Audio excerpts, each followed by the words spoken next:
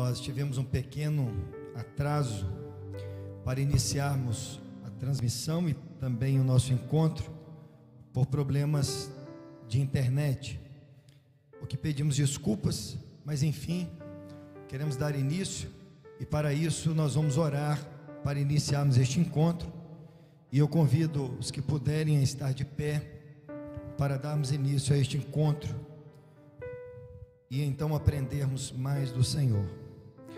Soberano Deus e Pai do nosso Senhor Jesus, te louvamos e bendizemos o teu nome pela operação do teu Santo Espírito em meio ao teu povo. Te louvamos, ó Deus, pela justificação que há no sangue de Cristo, e porque por este sangue temos acesso a esta herança incorruptível. Visita, pois, Senhor, o nosso coração e nos faz entender um pouco mais de Ti, nos leva a compreender o Evangelho e tudo aquilo que o Senhor nos ensinou. Oramos em nome de Jesus, amém. Os irmãos podem sentar. Nós vamos cantar Louve ao Senhor neste início. Grande é o Senhor e muito digno de louvor, na cidade do nosso Deus, seu santo monte.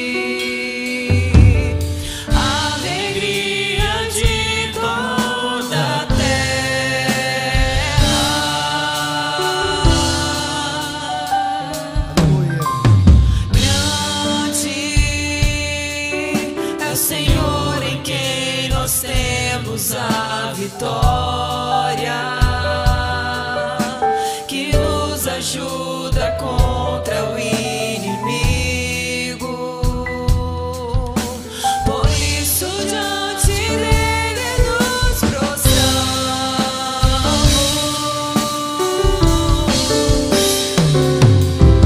Queremos o teu nome engrandecer.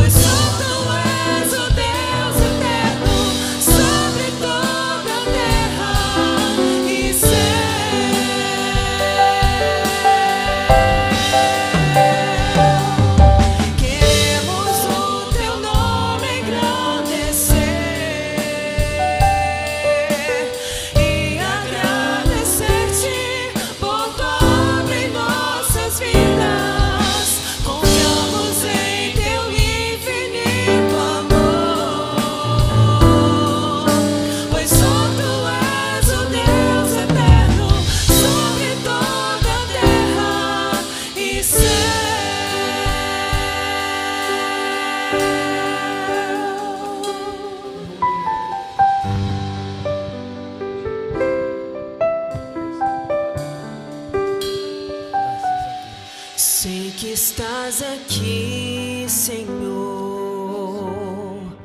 podes perceber quem sou,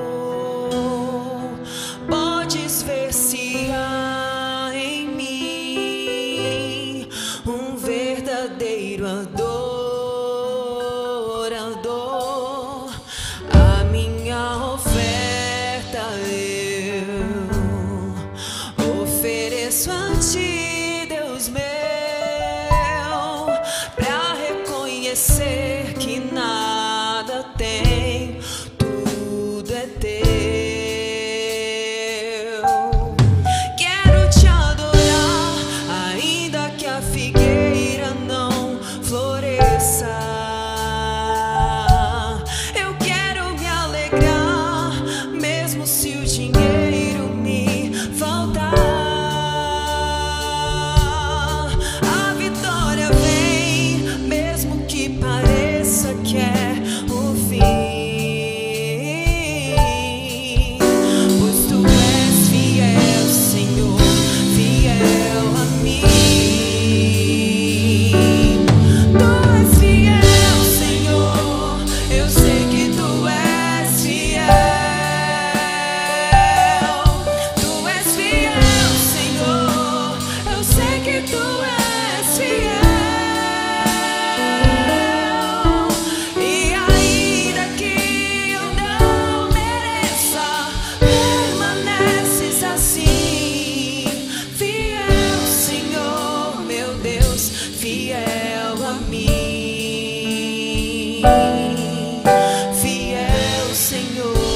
meu Deus, fiel a mim.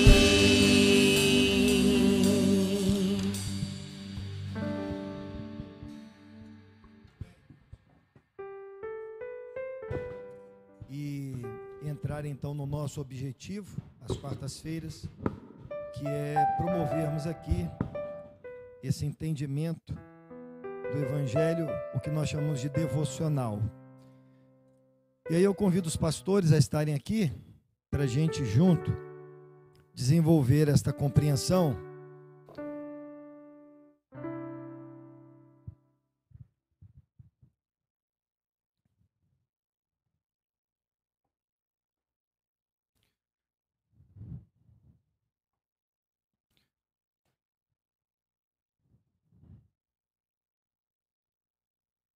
Deu aí? Muito bem. Meus irmãos, vai ser de grande importância que vocês também acompanhem o texto que vamos sugerir, abrindo aí a Bíblia de vocês, para que a gente consiga desenvolver o tema de forma a termos uma compreensão única daquilo que a gente quer desenvolver. E os que estão também acompanhando pelo YouTube, de casa ou aonde estiverem, eu sugiro que vocês abram também aí a Bíblia, e assim, juntos, a gente vai desenvolver essa compreensão. O texto que eu queria sugerir aos pastores e aos irmãos que estão presentes e aos que assistem, é um tema que vem muito ao encontro da realidade da igreja como comunidade, né? E é um tema assim, muito atual, o que eu quero sugerir, e que faz parte da igreja evangélica contemporânea como um todo. E o que a gente percebe dentro do tema que a gente vai sugerir é que nem sempre há uma interpretação deste tema de forma comum. Ou seja, o que eu quero dizer é que nem todo mundo enxerga este tema que vamos sugerir da mesma forma, né? Então há uma variação de compreensão e até eu diria de linha teológica na interpretação do texto e do assunto que a gente vai sugerir. Então é um assunto muito interessante. Então vamos logo, sem mais delongas, ao texto que eu vou sugerir, que está no Evangelho de Jesus. Abram aí, segundo escreveu Mateus, no capítulo 5. Eu vou ler alguns versículos, vou fazer algum comentário, e vou deixar o assunto à disposição dos pastores para comentarem, e espero que vocês também todos estejam aí bem atentos ao que vai ser dito. Tenho certeza que todo mundo vai achar muito interessante o que vai ser dito. Então, Mateus 5, eu vou ler a partir do verso 13. Tudo bem? Acharam aí? Farei a leitura e vocês acompanhem aí a minha leitura. Eu acho que podia botar um pouco mais de retorno aqui para mim, se for possível, só para mim não começar a gritar que eu perco a voz rápido. Retorno aqui, só o retorno. Então diz assim: vós sois o sal da terra, e se o sal for insípido, com que se há de salgar? Para nada mais presta, senão para se lançar fora e ser pisado pelos homens. Vós sois a luz do mundo. Não se pode esconder uma cidade edificada sobre um monte. Nem se acende a candeia e se coloca debaixo do alqueire, mas no velador, e dá luz a todos que estão na casa. Assim resplandeça a vossa luz diante dos homens, para que vejam as vossas boas obras e glorifiquem ao vosso Pai que está no céu. Somente até aí. Deixa eu dar uma contextualizada aqui no assunto, para a gente abrir aqui a ideia e a gente conversar um pouco sobre isso. Essa declaração feita por Jesus, ela foi direcionada às pessoas que estavam com ele na mensagem que Jesus pregava no monte, que a gente chama de Sermão do Monte ou Sermão das Bem-aventuranças. Praticamente esta mensagem, que começa em Mateus 5, ela vai ser a primeira grande mensagem do início do ministério de Jesus. E, inicialmente, antes de Jesus pregar esta mensagem, a gente vai ver a figura de João Batista anunciando, enquanto pregava, que o reino de Deus estava próximo. A gente vai encontrar essa declaração de João Batista. Se a gente voltar algumas páginas aí, a gente encontra isso no capítulo 3, João Batista pregando no verso 2, dizendo: arrependei-vos, porque está próximo o reino dos céus. Então, João Batista, que era, conforme a profecia, a voz que clamava no deserto e que prepararia o caminho do Senhor, ele tinha uma mensagem às pessoas que o ouviam. E esta mensagem consistia em trazer aos ouvintes a informação de que o reino dos céus estava se aproximando. Então, imaginem que agora, na revelação de Cristo, como Verbo de Deus encarnado, o Deus que se fez carne e que se fez homem e habitou entre nós, que é o que foi falado pelo evangelista João no seu evangelho, Cristo agora, ele inicia a sua pregação, confirmando aquilo que João Batista havia então dito a respeito dele, e ele inicia o seu ministério dizendo que o reino havia se aproximado, o reino estava entre eles. A gente vai ver algumas versões dizendo que o reino estava entre eles.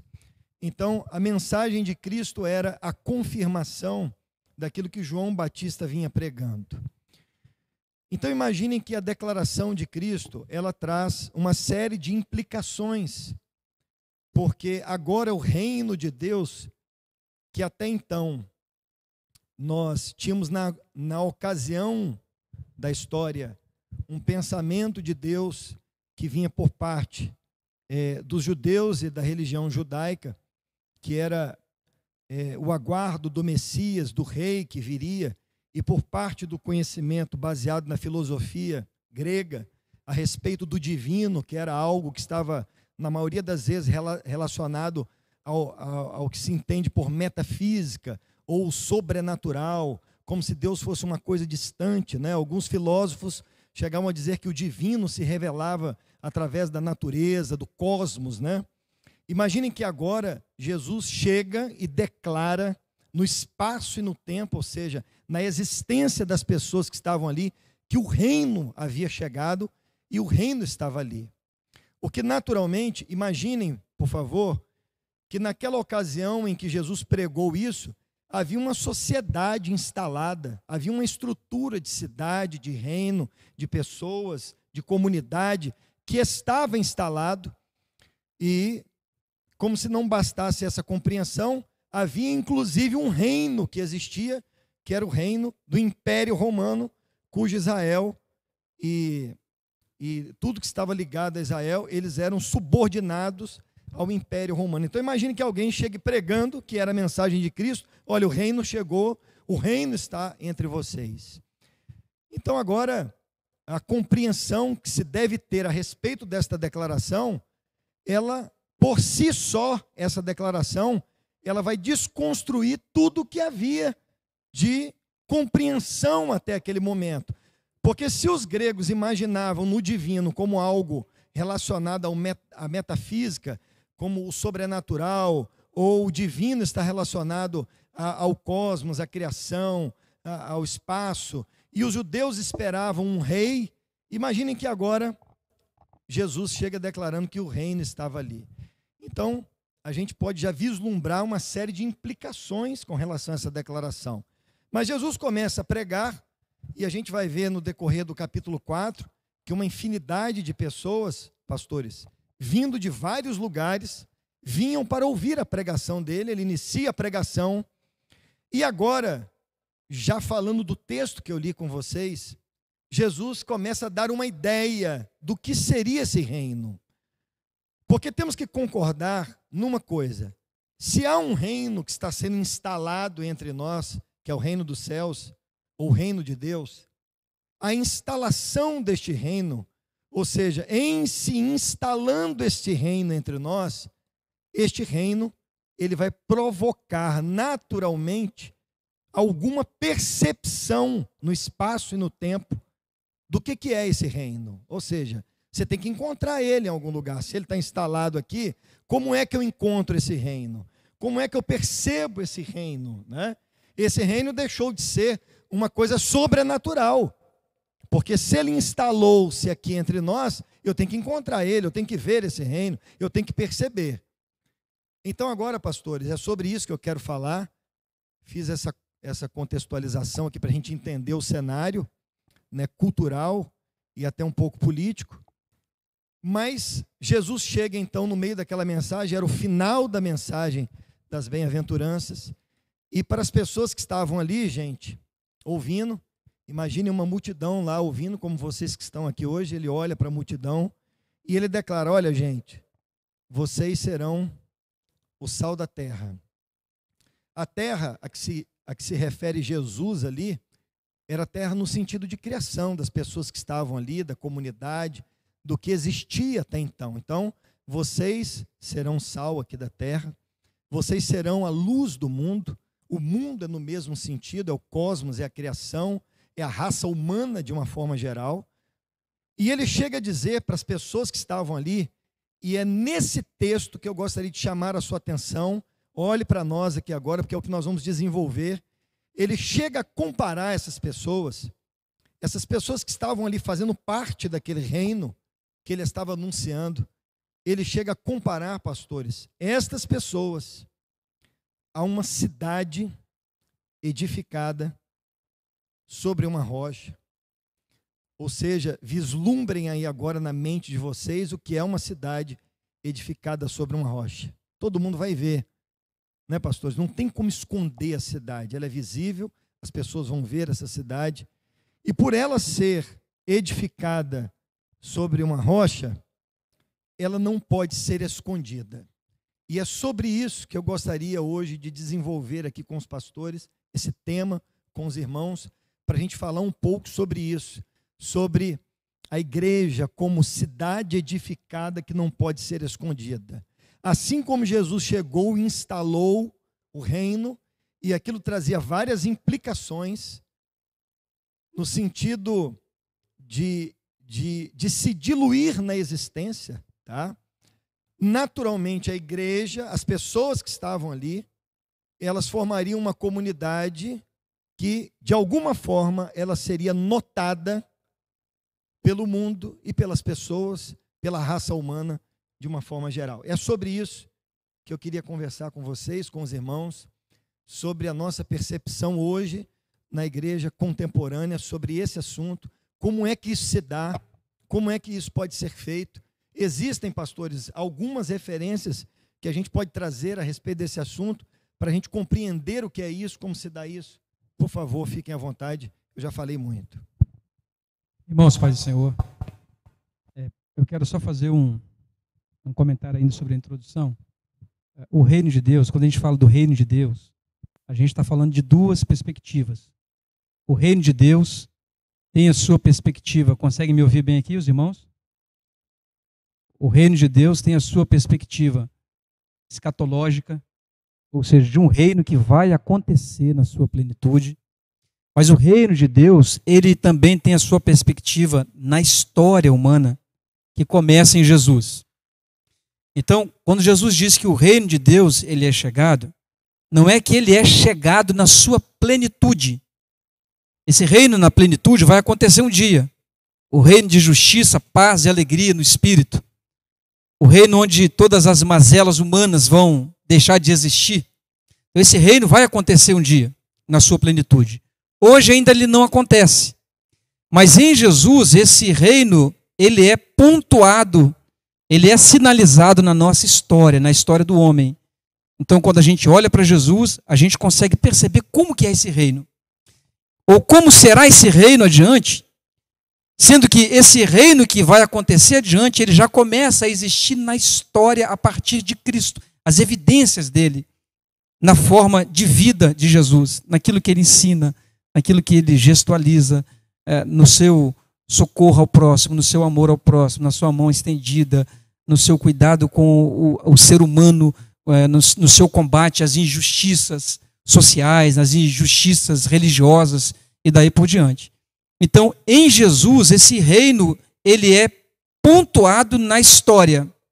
Quando o reino dele se instala em nós, quando o evangelho entra em nós, ele produz em nós as evidências de cidadãos desse reino, vai se estabelecer em plenitude, mas que, para aqueles que estão à volta, já é possível ser percebido em você e em mim.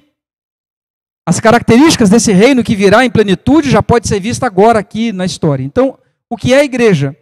A igreja, ela é a evidência histórica desse reino de Cristo, que vai se estabelecer num momento futuro, em plenitude, mas que já pode ser visto aqui e agora. Então, a igreja é a evidência do reino de Deus. Por isso que na oração do Pai Nosso, Jesus disse assim: venha o teu reino, seja feita a sua vontade, assim na terra como é no céu. Ou seja, na terra não está sendo feita a vontade de Deus. Mas agora a igreja, em sendo participante desse reino aqui, agora ela vai fazer a vontade de Deus aqui. E em fazendo a vontade de Deus aqui, os que estão à volta vão olhar para essa igreja e vão ver pontuado ali, sinalizado, como evidência, o reino de Deus aqui agora. É um draft, é um rascunho desse reino de Deus que vai se estabelecendo na história, de forma que as pessoas não poderão dizer, em olhando para a igreja, de que o reino de Deus nunca existiu, nunca esteve próximo. Não. Através da igreja, ela percebe que o reino de Deus está próximo. Entenda-se aqui a igreja em dois aspectos. A igreja é esse corpo místico, composta de todos aqueles que são atraídos pela cruz, que são formados como um corpo, sendo batizados num só espírito, como Paulo fala. Nesse sentido, então, a igreja ela é atemporal, porque ela é a igreja de ontem e de hoje, composta de servos de ontem e de hoje. Ela é, por assim dizer, interdenominacional, porque nada tem a ver com denominação, tem a ver com aqueles que conheceram a Cristo. Então a igreja ela tem esse aspecto universal, e Hebreus, a carta de Hebreus vai falar sobre isso, dizendo que a igreja ela é a universal Assembleia de Deus. Nós chegamos à Assembleia Universal de Deus. Então a igreja ela tem esse aspecto da universalidade, mas a igreja também tem o seu aspecto local, pontual, de igreja local. Ela vai se estabelecer como comunidade também, em vários lugares. Como se estabeleceu em Éfeso, como se estabeleceu em Esmirna, como se estabeleceu em Corinto. Então, as comunidades, elas vão se estabelecendo. E essas comunidades em si estabelecendo como igreja, elas precisam sinalizar o reino de Deus na vivência delas. E aí, então, por isso nós queremos fazer esse link, que Jesus disse, portanto, que aqueles que entendem o evangelho serão como uma cidade edificada. Estou aqui bypassando só a expressão do sal da terra, já estou indo direto para a cidade edificada. Então, Jesus está dizendo que não se pode esconder uma cidade edificada sobre um monte. A cidade edificada e iluminada no monte. Ou seja, fica claro aí que Jesus está falando de um aspecto de trevas, e no meio das trevas se estabelece uma cidade no alto e iluminada de tal forma que ela se torna, nesse ambiente de trevas, ela se torna uma referência. Então a igreja, a igreja local, ela precisa ser como essa cidade edificada no monte, não pode se esconder e precisa ser referência para o mundo à volta que está em trevas. Que tipo de referência? Referência como cidade. Jesus não disse que a igreja ela é um vilarejo. Ele não pode falar um vilarejo em qualquer canto, não. Ela é uma cidade. Porque a igreja, enquanto organização local, tal organização é de forma que as pessoas olhem para ela e percebam que naquela organização, daquele povo que se reúne, a forma de vida, as convicções, os valores, as crenças, a fé, aquilo que os une. Então, quando as pessoas olham para essa organização enquanto igreja, elas veem luz e veem uma referência de sociedade, uma referência de comunidade, uma referência de relacionamentos. Eles começam a perceber diferenças, luz. E a partir dessa diferença percebida, eles chegam ao conhecimento da luz que está em nós, que é Jesus. Então a igreja não é inicialmente um discurso a ser pregado. Ou ser igreja não é um discurso a ser pregado. É uma organização enquanto comunidade, enquanto vida vivida na prática entre nós, de tal forma que aqueles que nos olham pensem assim: esse povo é diferente, a organização deles é diferente, a forma de vida é diferente, eles se relacionam, quando eu vou lá, sou acolhido, eu percebo como eles acolhem, são acolhidos, como eles socorrem, são socorridos, como eles instruem, são instruídos, como eles edificam, são edificados. Eles são diferentes. O que está acontecendo? Como é que vocês podem ser assim? Então, primeiro eles veem as evidências e aí vem a mensagem do Evangelho. Nós somos assim porque a luz de Cristo, a graça de Cristo brilhou sobre nós. Então, resumindo essa fala inicial minha aqui, pastores, é que a igreja, ela é uma organização como cidade, citada por Jesus, uma organização como comunidade que se torna referência num mundo que está em trevas, uma referência de luz que não pode se esconder enquanto cidade, enquanto organização, enquanto comunidade, mas se tornando uma referência de luz para aqueles que estão à nossa volta. É nesse sentido que nós queremos falar sobre igreja aqui, enquanto comunidade que é referência, comunidade inserida no ambiente social que nós estamos, no mundo que nós estamos, sendo referência para esse mundo, como se fosse, eu fico até com medo de dizer isso, mas vou dizer, como se fosse, entre aspas, uma sociedade alternativa. Não é bem isso, é só para alguns aqui entenderem, mas mostrando que existe um tipo de relacionamento, um tipo de comunidade viável, que o mundo não conhece. E a sociedade à volta é de injustiças, é de mentiras, é de engano. A sociedade à nossa volta, ela não promove acessibilidades, ela não promove socorro. De uma forma geral é assim. É mais ou menos uma cidade dentro de outra cidade. A igreja é uma cidade dentro de outra cidade, de uma cidade corrompida. Isso aí. Uma cidade de luz dentro de uma cidade em trevas corrompida. Entenderam isso aí? E aí é isso que a gente quer mostrar, que a gente precisa ser como igreja isso. Não sei se estamos lá, nós temos pouco tempo e estamos reunidos, mas é para esse caminho, para esse foco que nós queremos caminhar. E aí eu queria pontuar aqui dentro do que você falou, aproveitar esse gancho que você deixou aqui para nós. Duas coisas me chamaram a atenção no que você comentou. A primeira delas, de forma muito rápida, é a respeito do reino escatológico, né? É o reino que vai se manifestar na sua plenitude.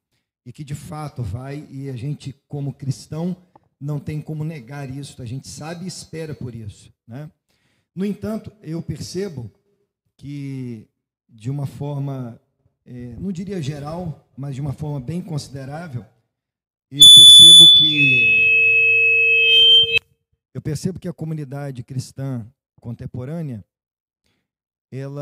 alguns grupos, eles acabam focando a questão do reino exatamente no ponto de vista do reino escatológico e, por consequência de focarem nessa compreensão, eles acabam, de alguma forma, abandonando todas estas coisas e todas estas implicações que o reino traz para a existência do ser humano na sua integralidade. Então, o que eu quero dizer é que se você foca no reino escatológico apenas, de maneira que você se exclui da sociedade, se exclui da existência, você acaba de alguma forma, porque se excluiu, né?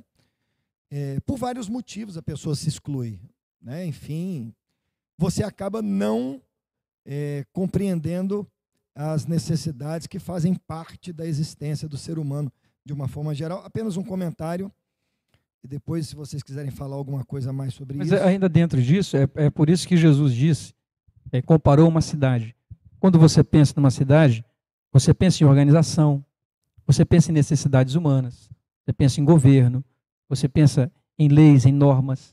Então, tudo isso está relacionado à cidade.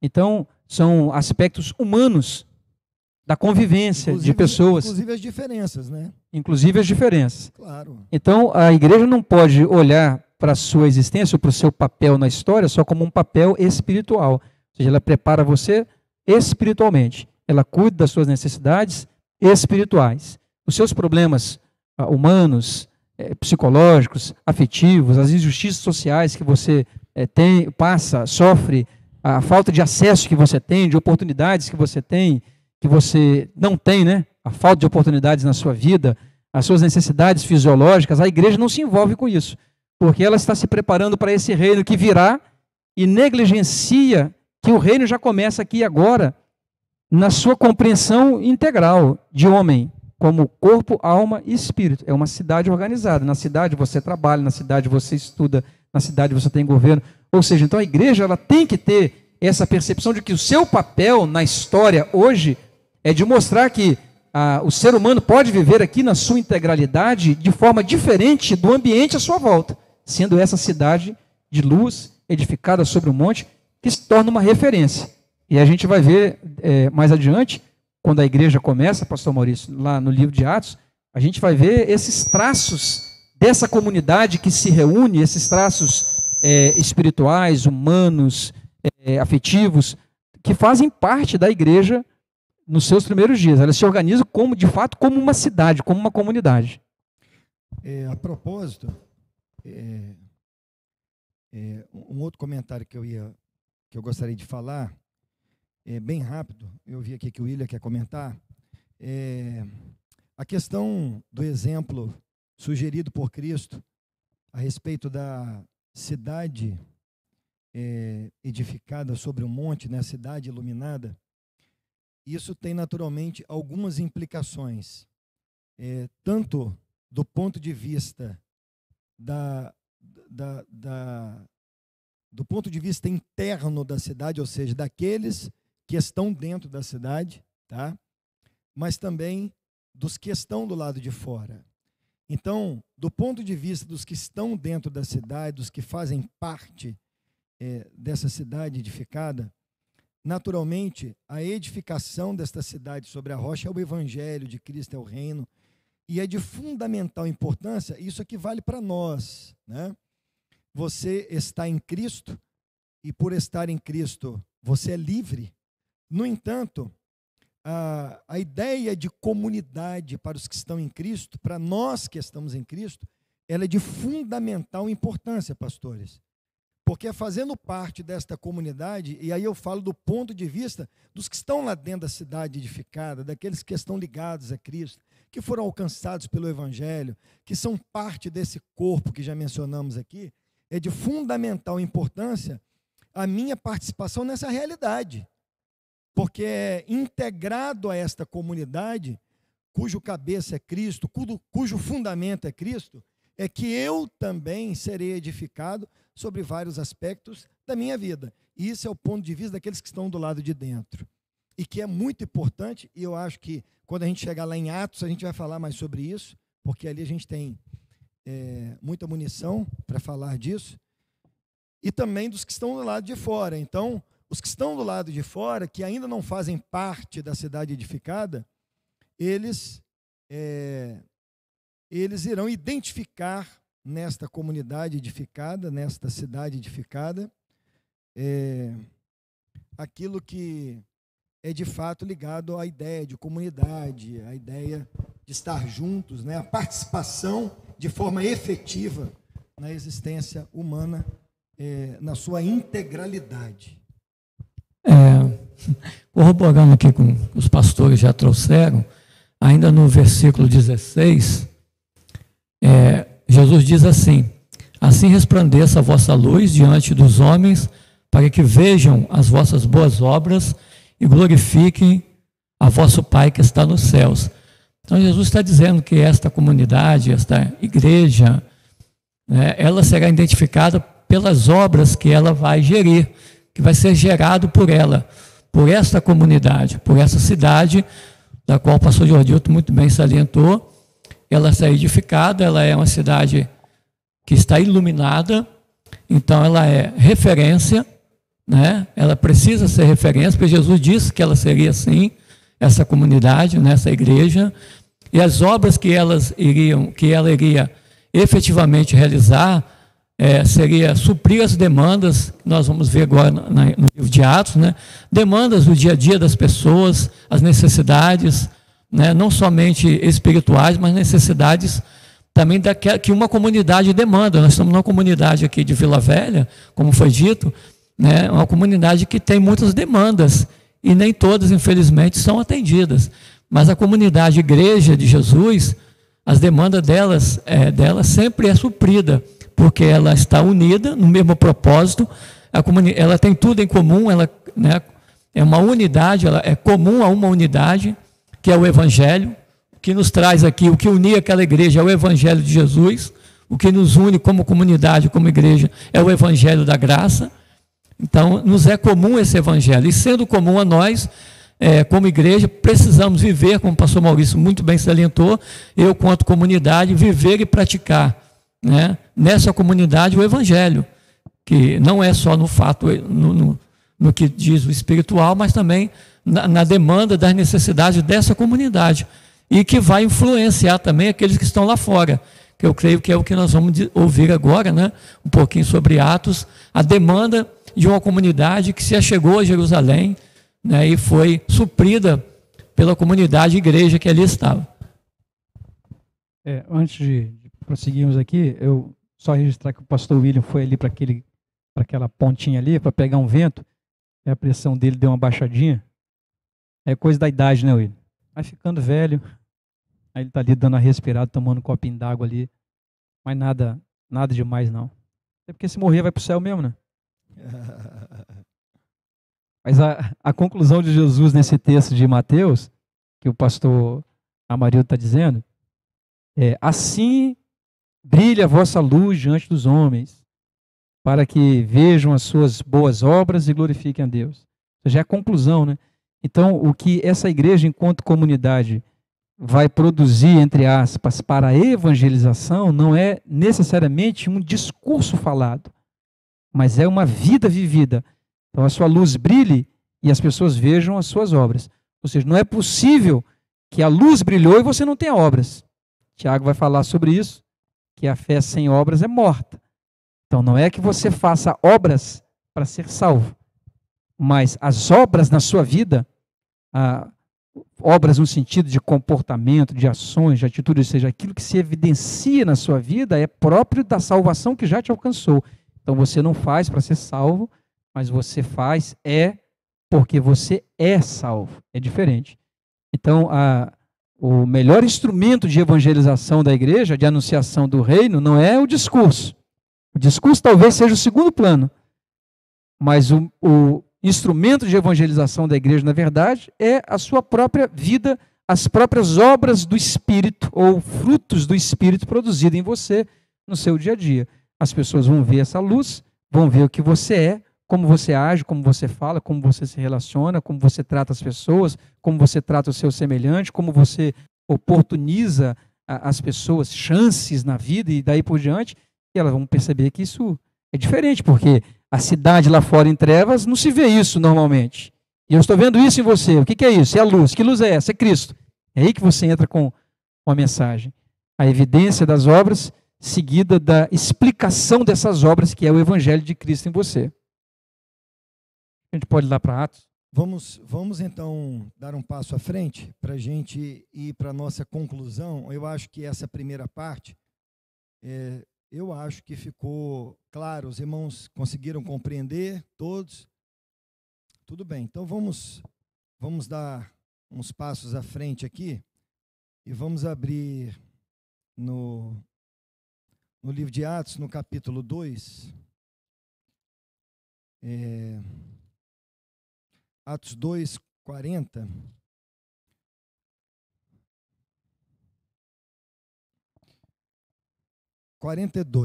Atos 2, 42. E perseveravam na doutrina dos apóstolos, na comunhão, no partir do pão e nas orações. E em toda a alma havia temor, e muitas maravilhas e sinais se faziam pelos apóstolos. E todos os que criam estavam juntos. Todos os que criam estavam juntos.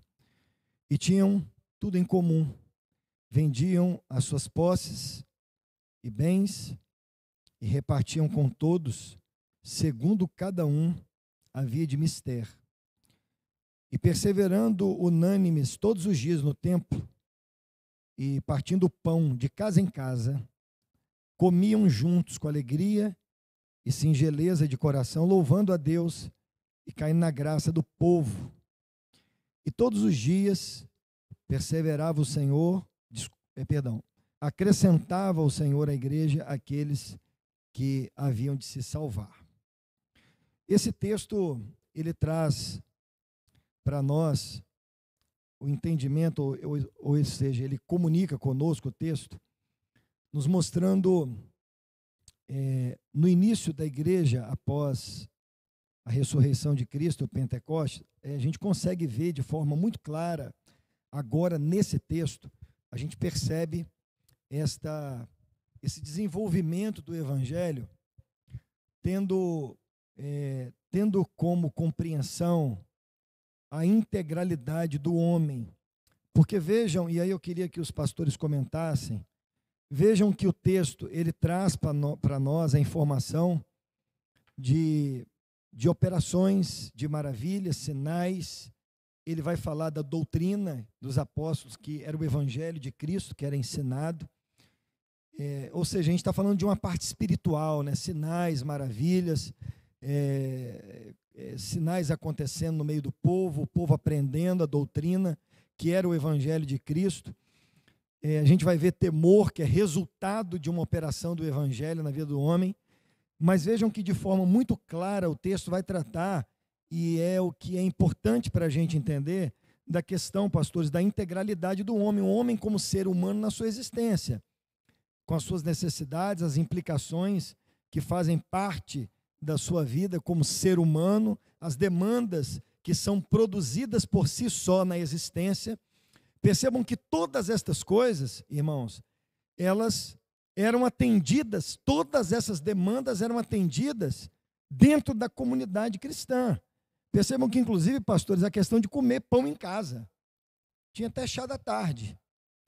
Então, vejam que todas estas coisas que fazem parte da realidade do ser humano, de uma forma geral, tudo isso a gente aglutina, vamos dizer assim, dentro do Evangelho. A gente consegue aglutinar isso tudo dentro do Evangelho, não apenas vivendo de forma escatológica, né? Ou, por exemplo, eu estou aqui para pregar, para tratar da parte espiritual, mas, por exemplo, eu tenho um irmão que, ele precisa vender, que ele fabrica coxinha, e eu preciso ajudar esse irmão a vender as coxinhas dele na igreja. Não pode, porque isso é problema dele, eu não tenho nada com isso, e isso não faz parte do Evangelho. A gente vai ver que essas demandas que são próprias da sociedade, do ser humano, elas são atendidas dentro da comunidade cristã, segundo o texto nos relata, e isso para nós é um prêmio do ponto de vista de termos uma referência do que de fato é o Evangelho na existência.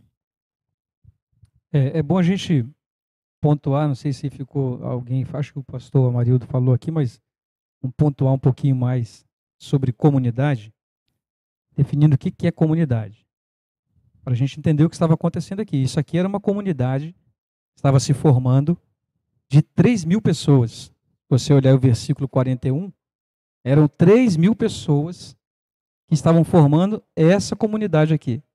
Então, comunidade é um conjunto de pessoas que se estabelece num lugar com normas, com governo, com regras, com responsabilidades, direitos e deveres, com crenças semelhantes, valores semelhantes. Isso é uma comunidade.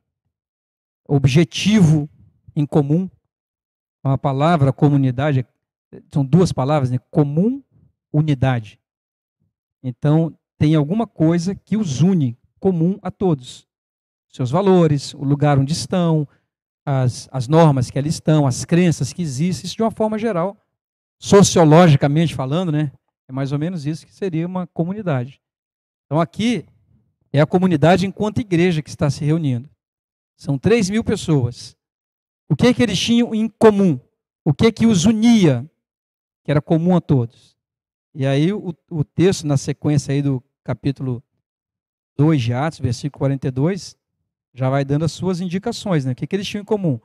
Perseveravam ou se dedicavam na doutrina dos apóstolos. doutrina dos apóstolos não é doutrinação dos apóstolos, eles não inventaram nada. A palavra doutrina significa ensino. O que os apóstolos ensinavam? Eles ensinavam o evangelho do reino. Ensinavam o evangelho que eles receberam. Foi o que Jesus disse a eles: ide por todo mundo, pregai ou ensinai o evangelho a toda criatura. Então, não tem invenção aqui, tem doutrinação, regras. Pode isso, não pode aquilo, cabelo comprido, cabelo curto, língua comprida, língua curta, saia comprida, não tem isso aqui. É o ensino do evangelho de Jesus. Então, o que eles tinham em comum, essa comunidade? Primeiro, o evangelho ensinado, o evangelho como regra para eles de uma nova vida. E aí tem a sequência, eles perseveravam na doutrina, na comunhão, e ele vai misturando aí os aspectos, né? Porque se por um lado a doutrina, o ensino do evangelho, você pode pensar só na parte espiritual, como a gente já falou aqui, mas na sequência ele já disse que eles também tinham em comum, perseveravam unânimes juntos, e no partir do pão. Aqui, mais abaixo, ele vai dizer que é no partir do pão. Aliás, aqui mesmo nesse versículo 42, né? No partir do pão, e comiam o pão em casa. Então, o que eles tinham em comum era que as necessidades materiais, humanas, as injustiças eram comuns a todos. Por que eles partiam o pão? É porque nem todo mundo tinha pão. E quem não tinha pão? Estava naquela comunidade de 3.000 pessoas, ele não tinha pão. Então ele só ia comer pão se alguém partisse o pão dele consigo, para que ele pudesse comer. Como é que é o nome disso? O que é uma pessoa que não tem um pão para comer? Uma pessoa que não faz 3 refeições num dia. Já parou para pensar? Talvez não seja a realidade dessa comunidade aqui, mas nós estamos falando da realidade da comunidade ou da sociedade brasileira, ou de grande parte dela. Então, você imagina que as injustiças sociais impactavam aquela comunidade como igreja, porque não ter pão é uma injustiça social. Não tem pão por quê? Ele não tem dinheiro para comprar o pão. Ele não tem dinheiro para comprar o pão por quê? Porque ele não trabalha. Ele não trabalha por quê? Ele é preguiçoso? Ou ele não tem trabalho? Ou tem 14 milhões de desempregados no país? Entende? Então vejo que as injustiças sociais ou os problemas sociais impactam essa sociedade, essa comunidade que é a igreja que está surgindo, que se reúne em torno do evangelho. E esse evangelho vai ensinar que não é só o reino que virá e que vai se estabelecer na sua plenitude. Esse evangelho vai ensinar que se o seu irmão não tem um pão, você vai partir o seu com ele. Você não pode virar as costas para ele. Vejam que ser comunidade não é simplesmente pertencer a uma comunidade. Onde você, eu sou da comunidade da graça. Não, você pertence à comunidade ou você é comunidade? Você vai lá de vez em quando na igreja Comunidade da Graça ou você é da comunidade? Você é a comunidade, está inserido nela. Porque se você está inserido na comunidade local, você participa dessas questões que são espirituais e que são materiais. Se você participa dessa comunidade, aquele irmão ali que não tem o pão, ele é problema meu. Eu não posso ir embora, que acabou o culto, vou embora correndo. Mas como? Ele está chorando com fome. Ele passa a ser problema meu. Então, é nesse sentido que a igreja começa os seus primeiros dias como, de fato, uma comunidade. Uma comunidade no meio da comunidade de Israel. No meio da comunidade do Império Romano. É uma comunidade de 3.000 pessoas que sofre os impactos da sociedade, das injustiças, dos problemas, das mazelas, no seu próprio interior. Mas quando ela identifica isso, ela parte o pão. Então, ela está unida pelo Evangelho, e esse Evangelho ensina ela que nessa comunidade eu trato desse ser humano que está aqui na sua integralidade. Ele é corpo, alma e espírito. Então, eles partiam o pão porque essa comunidade ali de 3.000 pessoas era de gente oriunda de todas as partes do Império. A maioria deles, ou praticamente todos, eram judeus que viviam em outras partes do Império e que foram até Jerusalém no dia de Pentecostes. Ali houve o derramado do Espírito sobre os discípulos, e eles ouviram a mensagem de Pedro, creram e ficaram por lá mesmo. Gente de longe. Eram estrangeiros, peregrinando em Israel. Gente sem casa. gente sem teto, gente sem comida.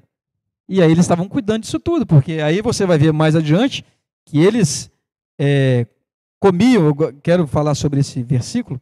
No versículo 46, diz assim: diariamente perseveravam unânimes no templo. Eles se reuniam, era o templo de Salomão, lá no pátio do templo de Salomão, onde eles se reuniam, esse povo todo. Mas vejam, antes da reunião, ou nesse meio tempo, eles partiam o pão de casa em casa e tomavam suas refeições com alegria e singeleza de coração. Então, veja, as pessoas abriam as portas de suas casas para acolher esses irmãos que vieram crerem que não tinham nem onde dormir, não tinham o que comer. E eles comiam nas casas daqueles crentes, daqueles cristãos que se converteram e que moravam em Jerusalém. Então, o que eu quero dizer é que os cristãos abriram suas casas para receberem outros cristãos, isso era a comunidade. Eu não sei o quão distante estamos disso, mas nós estamos distantes de você abrir a porta da sua casa para alguém que veio aqui, que creu, entendeu, ele está inserido nessa comunidade, na Igreja Cristã, Comunidade da Graça, mas ele não tem uma casa. Aí você disse, não, vamos lá para casa hoje. Eu não sei se nós chegamos nesse nível. Vamos lá para casa hoje? Pastor, isso é complicado, a gente não sabe quem é quem. Hoje tem todas as implicações e preocupações sociais que são naturais, mas alguma coisa nós precisamos fazer por ele. Vamos precisar fazer por ele. Eu estou indo a esse extremo, porque eu acho que ainda nós não temos esse caso na comunidade, mas nós temos outros tipos de necessidades e de demandas. Nós temos demandas emocionais, pessoas aqui com patologias, com doenças psicológicas, psíquicas. Temos gente com necessidade material, sim. Gente precisando de pagar a conta no final do mês. E essas necessidades, à medida em que a comunidade for crescendo, elas vão acontecer também.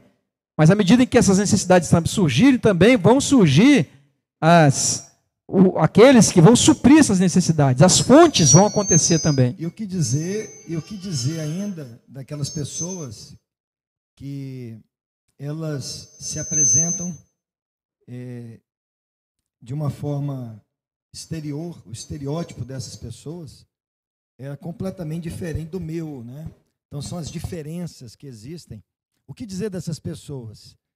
Porque estas também são alvo do Evangelho. E não há como negar que o Evangelho de Cristo necessariamente chegará até essas pessoas. E necessariamente elas precisam ser inseridas na comunidade. E aí, como é que nós estamos? Como é que cada um de nós estamos a respeito da compreensão disso, para poder acomodar essas pessoas dentro da comunidade, recebê-las e aceitá-las na comunidade? Então, há uma série de implicações que é extremamente importante a gente compreender, né, pastores, esse universo, para que de alguma forma a gente esteja preparado para isso tudo. Eu diria, pastor Maurício, que o exercício inicial, essa é uma comunidade em formação, né? Nós temos 4 meses de existência enquanto comunidade. Esses indivíduos que se reuniram em torno de um valor comum, que é o Evangelho, no mesmo lugar. Isso é a comunidade aqui, essa comunidade aqui. Então, eu penso que nós primeiro temos que fazer um exercício interior, dever de casa, nos entendermos como comunidade, criarmos a identidade enquanto uma comunidade, e de tal forma que a gente seja essa cidade edificada sobre um monte, referência para o mundo que está à nossa volta. Quero fazer uma ressalva ainda, deixando um pouquinho mais clara, talvez, é que se eles perseveravam na doutrina dos apóstolos, e a doutrina era, o ensino era o Evangelho, e se eles partiam o pão e perseveravam nas orações, você percebe as dimensões desse Evangelho que era ensinado. Era o Evangelho que ensinava a orar, mas era o Evangelho que ensinava a partir o pão também. Aleluia. Isso está escrito aqui, perseveravam na doutrina dos apóstolos, na comunhão, no partir do pão e nas orações. 42. Versículo 42. Então, essa comunhão era no espiritual e no material. O Evangelho, ele compreende todas as dimensões das necessidades humanas. Prosseguindo aqui um pouquinho mais. Pastor Jodilton, me permite um adendo. É interessante que essa igreja, comunidade, nessa comunidade que começou a surgir, ela surgiu num momento muito difícil. Primeiro, porque era o período do Império Romano, né? E era o período da religião do judaísmo, né? Que comandava a parte eclesiástica. Então, essa comunidade ela surge e o fundamento dela, que passa a ser o Evangelho, a doutrina dos apóstolos, ela enfrentou muitas dificuldades, muitas demandas que vieram, né? Porque havia uma certa perseguição ao cristianismo. Então, hoje também, como comunidade, como foi dito aqui pelos pastores, nós temos as nossas demandas, as nossas limitações, que serão ao longo dessa jornada de apenas 4 meses de início aperfeiçoadas, né?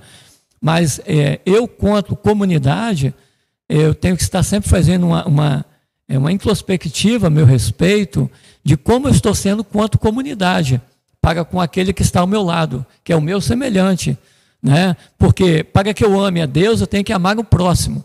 Então, se eu estou numa comunidade cujo a fonte, né, cuja a base é a doutrina, o Evangelho, eu preciso viver isso intensamente na prática com o meu semelhante, com o meu irmão que está ao meu lado. O pastor Jordildo colocou muito bem, eu venho para o culto, recebo uma bênção, recebo o Evangelho da graça, assisto o culto, mas eu tenho conhecimento que do meu lado, próximo a mim, há um irmão, né, que tem uma necessidade, uma demanda, uma necessidade material, e eu podendo ajudá-lo, eu não fazendo, né, eu estou distorcendo aquilo que eu tenho, né, dito, que eu tenho entendido como evangelho, porque o evangelho não parte só de uma parte escatológica ou espiritual, mas também daquilo que são as demandas da necessidade do cotidiano das pessoas, dos irmãos que convivem conosco e daqueles também que são agregados à igreja, porque aqui em Atos muitos foram agregados à igreja pela mensagem do Evangelho.